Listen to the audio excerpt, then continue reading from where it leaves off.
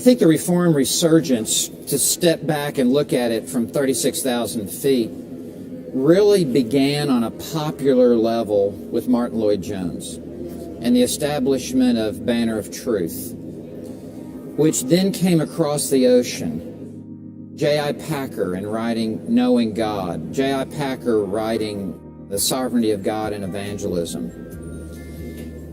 That caught hold with a man named James Montgomery Boyce. Boyce began using these Banner of Truth books just in small group Bible study in his own church at 10th Presbyterian, and then started the Philadelphia Conference on Reformed Theology. All throughout the 90s, Philadelphia Conference of Reformed Theology was really crucial, where James Montgomery Boyce would have men like John MacArthur and St. Clair Ferguson speak on Reformed theology. And he had a young friend who joined with him, R.C. Sproul. I remember when I was young having to choose whether I would go to the Ligonier Conference or the Philadelphia Conference on Reformed Theology. It was out of those two conferences that much of what we see as the quote-unquote new Calvinism today emerged. I really point the finger to James Montgomery Boyce and to R.C. Sproul. You were teaching Calvinism before it was accepted in the mainstream. What drove you all those years?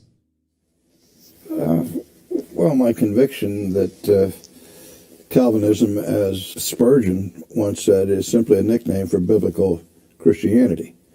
I really believe that Calvinism is the purest statement of biblical truth that we find anywhere in history. And if you look at the history of church confessions, you look at the Westminster Confession, of course, the Belgic Confession, the Heidelberg Catechism, the canons of Dort, even the 39 Articles of the Church of England, the Baptist Confession, the Scots Confession, these main denominational confessions of faith historically were all fundamentally Calvinistic in their theology. Global ministry of John MacArthur with Grace to You, which is as Bible teaching as you're going to get, and it be on the radio. The MacArthur Study Bible, and the Reformation Study Bible, and the ESV Study Bible.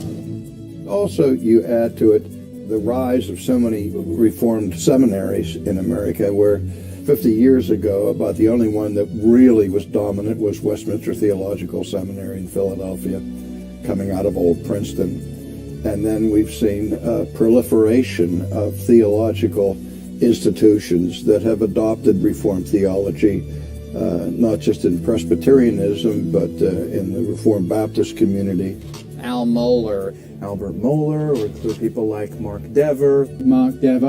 I think D.A. Carson as well has been a catalyst in this movement. Tim Keller.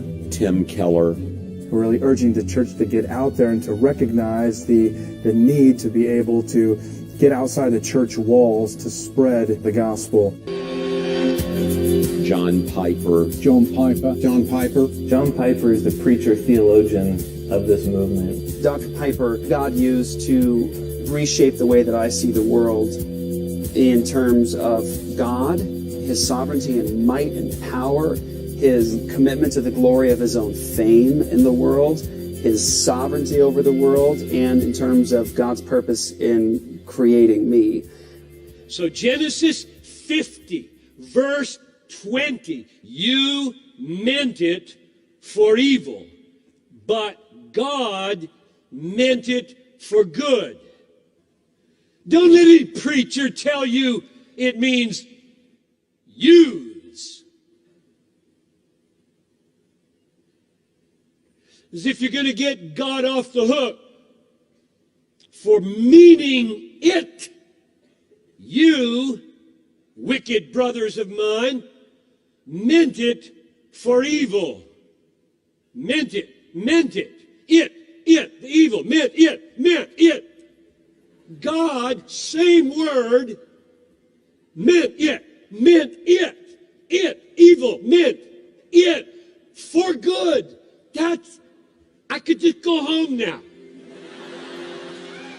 What draws people is his passion. It's one of those things where he believes it so much, I've got to see it. It obliterated the way that I thought about God.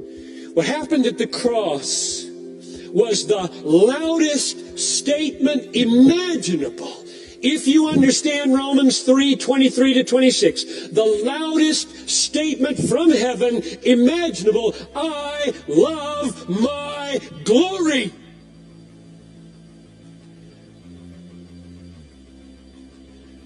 And in that very moment of upholding his glory, God made it possible to save sinners. Wow. The glory of God is something that I can actually delight in, that wows me, that energizes me. And subsequently, we're willing to follow Piper deeper and deeper into the depths of Reformed theology.